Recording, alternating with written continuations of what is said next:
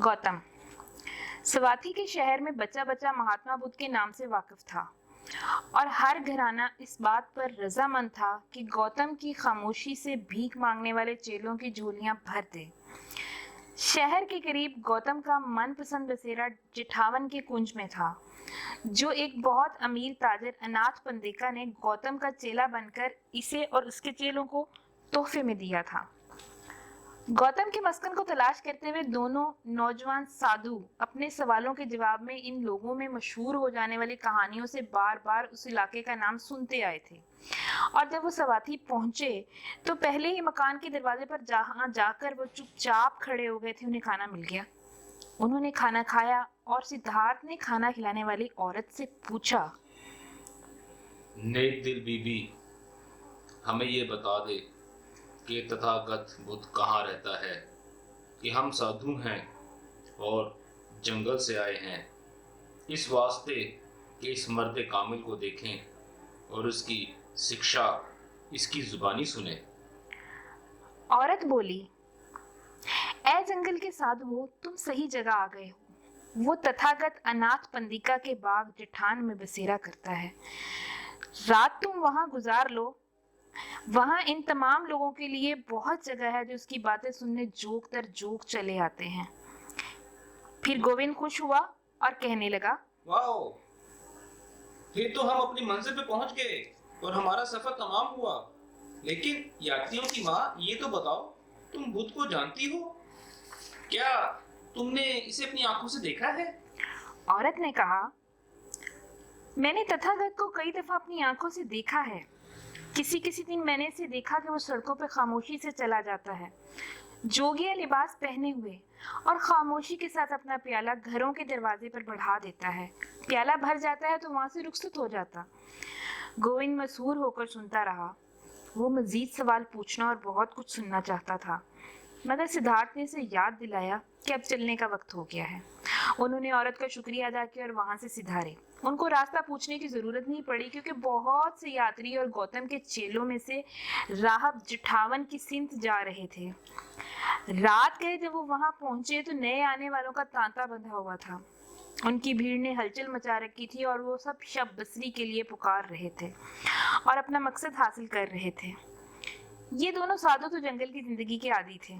जल्दी से और खामोशी से अपने लिए ठिकाना ढूंढने में कामयाब हो गए और सुबह तक वहीं रहे। जब दिन निकला तो वो ये देखकर हैरान रह गए कि मुतकदीन और तजस्सुस के मारे हुए लोगों का एक हजूम था जिसने वहां रात गुजारी थी। जर्द लिबास पहने बख्शू कंद की रविशों पर इधर उधर टहल रहे थे। कहीं कहीं पेड़ों तले बैठे ज्ञान में गुम थे या गर्मा गर्म बहस में उलझे हुए थे।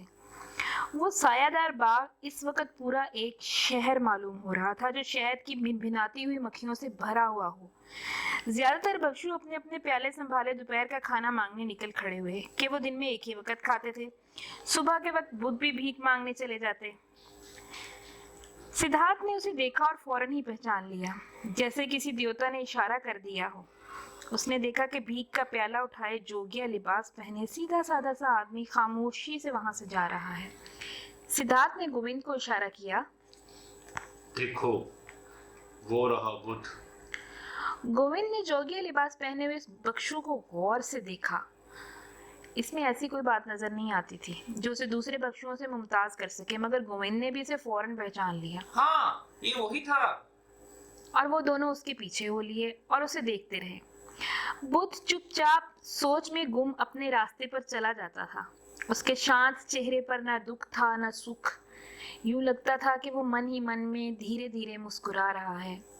चंचल बच्चे किसी मुस्कुराहट छुपाए वो खामोशी और सुकून के साथ चलता जाता था। उसने लिबास बिल्कुल दूसरे बख्शुओं जैसा पहना हुआ था, मगर उसका चेहरा, उसकी चाल, उसकी पुरसुकून नीची निगाहें, उसके मुतमईन और कनात रशीदा हाथ जो तलब में ना उठते थे, और हाथ की एक एक उंगली सुकून की बात कहती, तकमील का जिक्र करती, किसी चीज की तमन्ना ना करती, किसी चीज की नकल ना करती, और इसमें से मुस्तकिल एक खामोशी फूटती रहती, कभी ना मध्यम पड़ने वाली रोशनी, कभी ना मिटने वाली शांति। और यूं गौतम शहर में भीख मांगने के लिए दाखिल हुआ और दोनों साधुओं ने उसे उसके रंग ढंग चाल ढाल की शांति से पहचाना, उसके पैकर के सुकूत के वास्ते जाना कि जिसमें कोई तलाश ना थी, कोई जुस्तजू ना थी, कोई इरादा ना था, कोई छल कपट, कोई कोशिश ना थी, बस रोशनी थी और शांति। आज हम इसकी शिक्षा इसकी जुबानी सुनेंगे। गोविंद ने कहा। सिद्धार्थ ने कोई जवाब न दिया। वो उसकी शिक्षा के बारे में ज्यादा बेचैन नहीं था। उसका ख्याल नहीं था कि वो इनसे कोई नई चीज सीख सकेगा। उसने और गोविंद ने बुद्ध की तालीमात का निचोड़ तो पहले ही सुन रखा था, जो एक दूसरे और दूसरे से तीसरे तक होता हुआ उन तक भी पहुंच चुका था। मगर इसने बहुत गौर से गौतम की तरफ देखा, इसके सर को देखा, उसके शानों पे नजर डाली, उसके पैर देखे, उसका ना उठने वाला हाथ जो साकित था, और उसे यूं लगा कि उसके पोर पोर में इल्म भरा हुआ है।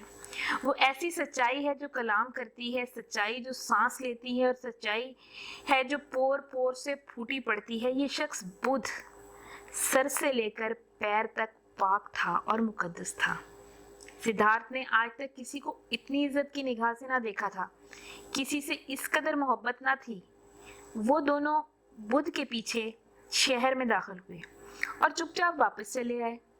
उनका अपना इरादा था कि आज ग़िज़ा से परहेज करेंगे। उन्होंने देखा कि गौतम वापस आया और अपने चेलों के हल्के में बैठकर खाने लगा। उसने इतना कम खाया कि उससे चिड़िया का पेट भी नहीं भर सकता था, और खाने के बाद सबसे अलग थलग होकर आम के पेड़ तले बैठ गया। शाम ढले जब गर्मी कम होने लगी और वहां मौजूद सारे लोग होशियार हुए और इकट्ठे हो गए, तो उन्होंने बुद्ध को वाज कहते सुना। उन्होंने उसकी आवाज सुनी जो इतनी ही पुरसुकून, शांत और ठंडी थी। गौतम ने दुख की बात की, बताया कि दुख कहाँ से आता है और दुख की निजात का क्या रास्ता है। उसने कहा, जीवन दुख है, दुनिया दुख से भरी हुई है, मगर दुख से निजात का रास्ता ढूंढ लिया गया है। जो इस रास्ते पर बुद्ध के साथ चलना चाहे, उनके वास्ते मुक्ति है। तथागत धीमी और मुस्तहकम आवाज में बोल रहा था। उसने 4 बुनियादी नुकात की तालीम दी और हश्त पहलू रास्ते का जिक्र किया। बहुत सब्र के साथ वो तालीम देने के आम तरीके पर कारबंद रहा, मिसालें देता था और बात दोहराता जाता। उसकी धीमी और साफ आवाज सुनने वालों के दिलों में उतरती जाती, जैसे रोशनी, जैसे आकाश में चमकता सितारा। जब वो अपनी बात कह चुका और तब तक रात हो चुकी थी, तो कोई यात्री आगे बढ़े और उससे दरखास्त की कि इन्हें अपने हल्के में शामिल कर ले। बुद्ध ने इन्हें कबूल कर लिया और कहा, तुमने शिक्षा को खूब सुना, हमारे संग बोलो और शांति के रास्ते पे चलो, दुख का खातिमा कर दो। शर्मीला गोविंद भी आगे बढ़ा और बोला, मैं भी तथागत की और इसकी शिक्षा की बात करना चाहता हूँ। उसने दरखास्त की कि उसे उनकी बिरादरी में शामिल कर लिया जाए, और उसे कबूल कर लिया गया। जब बुद्ध रात भर के लिए चला गया, तो गोविंद सिद्धार्थ की जानिब मुड़ा और पुरजोश लहजे में बोला, सिद्धार्थ, मेरा मकसद तुम्हें मलामत करना नहीं है। हम दोनों ने तथागत की बातें सुनी, इसकी शिक्षा सुनी। गोविंद ने तो सुनकर इन्हें तस्लीम कर लिया, मगर ऐ मेरे दोस्त, क्या तुम निजात के रास्ते पे ना चलोगे? तुम फिर देर लगाओगे? तुम और इंतजार करोगे? गोविंद के अल्फाज सुनकर सिद्धार्थ ने जुजरी ली, जैसे नींद से जागा हो। बहुत देर तक वो गोविंद के चेहरे को तकता रहा। फिर वो धीरे से बोला और उसकी आवाज में कोई तज़हीक ना थी, गोविंद, मेरे दोस्त, तुमने कदम उठाया है, तुमने अपना रास्ता चुन लिया है। तुम हमेशा मेरे दोस्त रहे हो गोविंद, तुम हमेशा एक कदम मेरे पीछे चले हो। अक्सर मैंने सोचा है, क्या कभी गोविंद मेरे बगैर भी कोई कदम उठाएगा? अपनी मर्जी और अपने इरादे से? तुम मर्द हो, तुमने अपना रास्ता चुन लिया है। दोस्त, इस पर चलते हुए इसके आखिर तक पहुंचो, तुम्हें मुक्ति मिल जाए। गोविंद अभी तक इसकी बात पूरी तरह ना समझा था और उसने बेसब्री से अपना सवाल दोहराया, कह दो मेरे दोस्त, कह दो ना कि तुम भी बुद्ध की अताअत के सौगंध के अलावा कुछ और नहीं कर सकते। सिद्धार्थ ने गोविंद के कंधे पर हाथ रख दिया। मेरी दुआएं तुम्हारे साथ हैं गोविंद। मैं अपनी बात दोहराता हूँ कि तुम्हें इस रास्ते के इख्तिताम तक पहुँचना नसीब हो, तुम्हें मुक्ति मिले। उस लम्हे गोविंद को एहसास हुआ कि इसका दोस्त उससे बिछड़ रहा है और वो रोने लगा। सिद्धार्थ, सिद्धार्थ ने उसको तसल्ली दी। ये ना भूलो गोविंद कि तुम अब गौतम बुद्ध के चेलों में शामिल हो। तुम अपना घर बार और माँ बाप सब छोड़ चुके हो। तुम अपनी इब्तिदा वो असल अपना मालो मता सब छोड़ चुके हो। तुम अपनी मर्जी और अपना इरादा और दोस्ती सब कुछ छोड़ आए हो, इसलिए कि ये शिक्षा यही कहती है और तथागत की यही मर्जी है और इसी की तुमने ख्वाहिश की थी। कल मैं तुम्हें छोड़ जाऊंगा गोविंद। बहुत देर तक दोनों दोस्त जंगलों में घूमते रहे। फिर बहुत देर तक वो लेटे रहे मगर नींद कोसों दूर थी। गोविंद बार बार अपने दोस्त पर जोर डालता कि बताए तो सही कि आखिर वो गौतम की तालीमात पर क्यों नहीं चल सकता। उसे उसमें क्या ऐब नजर आता है, मगर हर बार सिद्धार्थ उसका हाथ झटक देता। चैन से रहो गोविंद, तथागत की शिक्षा बहुत अच्छी है। मैं भला इसमें क्या नुक्स ढूंढ सकता